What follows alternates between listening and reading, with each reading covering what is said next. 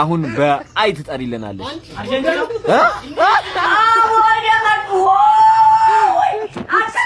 በረወና ድንጋዩን ላውርውርበት እዚህ ላይ አርጀንቲና በአይ ወይኔ ኧረ ዮሴፍ በቢ ጥራለን። ልክ ነው ዝም በል ልክ ነው። አሁን በኢ ትጠራልናለህ። እሺ ሶስቴ ቤቲንግ ተበልተ ኢንግላንድ አትልም። እሺ ማን በኤን ትጠራልናለች ማለት ነው። እሺ ኔዘርላንድ ኖርማል ነው ካገራው ልጣል ብሎ ናይጄሪያ ነው።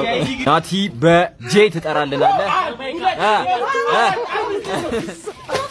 ፈታ ብላ ማለት ጃማይካ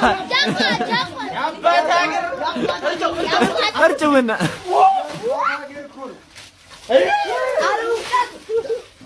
ሴጣን ቢኖርበት እኮ